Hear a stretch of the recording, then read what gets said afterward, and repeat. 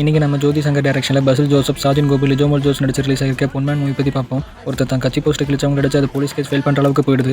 அதனால் அவனை கட்சியிலேருந்து விளக்கிடுறாங்க. அவனோட தங்கச்சிக்கு மேரேஜ் ஃபிக்ஸ் ஆயிருக்கு. மாப்பிள்ளை வீட்டில் 25 பவுன் நகை போட சொன்னதுக்கு ஒத்துக்கிட்டு தான் இந்த கல்யாணத்தை பேசி முடிச்சிருப்பாங்க. ஆனால் இவங்க கிட்ட அந்தளவுக்கு பணம் இல்லை. என்ன பண்ணுறதுன்னு யோசிச்சுட்டு இருக்கும்போது பசில் ஜோசப் பற்றி இவங்களுக்கு தெரிய வருது. பஸ்ஸோட வேலை என்னன்னா, இப்போ ஒரு கல்யாணம் நடக்குதுன்னா அதுக்கான நகை அந்த ஃபேமிலி கிட்ட இல்லாத போது அவங்களுக்கு எந்த அளவுக்கு நகை தேவையோ அதை அட்வான்ஸாக கொடுத்துட்டு அதுக்கான காசை கல்யாணத்துக்கு வர மொய் பணத்துலேருந்து எடுத்துப்பாரு. அப்படி அமௌண்ட் கம்மியாக இருந்துச்சுன்னா எவ்வளோ கம்மியாக இருக்கோ அவ்வளோ நகை திருப்பி எடுத்துகிட்டு போயிடுவார். இது தெரிஞ்ச இந்த ஃபேமிலி பசில் கிட்ட 25 பவுன் நகை வாங்குறாங்க. கல்யாணம் முடிஞ்சது தரேன்னு சொல்கிறாங்க. ஆனால் இவங்க எதிர்பார்த்த கூட்டமும் வரல, இவங்க நினச்ச அமௌண்ட்டும் வரல. கணக்கு போட்டு பார்த்தா 12 பவுன் நகைக்கு தான் காசு இருக்குது. பஸ்ஸில் மிச்சம் 13 பவுன் நகை திருப்பி கேட்குறாரு. நாளைக்கு தரேன், காலையில் தரேன். அந்த பொண்ணு அவங்க ஹஸ்பண்ட் வீட்டுக்கே போயிடுது. நீங்கள் எல்லாம் என்ன ஏமாத்துறீங்க, என் நகையை நானே திருப்பி வாங்கிக்கிறேன் அப்படின்னு சொல்லி பஸ்ஸில் அந்த பொண்ணோட ஹஸ்பண்ட் ஊருக்கு போகிறாரு. போய் பார்த்தா அவங்க ஹஸ்பண்டோட கேரக்டர் அண்ட் பேக்ரவுண்ட் நினச்சதோட பயங்கரமாக இருக்குது. அந்த ஹஸ்பண்டுக்கும் இந்த நகை மேட்டர் தெரிஞ்ச நகை திருப்பி தர மாட்டாரு. அவர்கிட்ட இருந்து இவரோட பேலன்ஸ் நகை திருப்பி வாங்கினாரா, வாங்குறதுக்கு என்னெல்லாம் ப்ராப்ளம் வருது, அது எப்படி பஸ்ஸில் ஃபேஸ் பண்ணுறான்னு ஒரு ஃபேமிலி அண்ட் காமெடி என்டர்டெய்னராக எடுத்துருக்க படம் தான் பொன்மேன். படம் எனக்கு பிடிச்சிருந்துச்சு. ஒரு சிம்பிளான ஒன்லைன் எடுத்துகிட்டு எவ்வளோ இன்ட்ரெஸ்டிங் அண்ட் கிரிப்பாக கொடுக்க முடியுமோ கொடுத்துருக்காங்க. பஸ்ஸில் ஜோசப் வர சீன் எல்லாமே சூப்பராக இருக்கும். கண்டிப்பாக தேட்டரில் போய் பார்க்க ஒரு ஒருத்தான படம் தான் பொன்மேன்.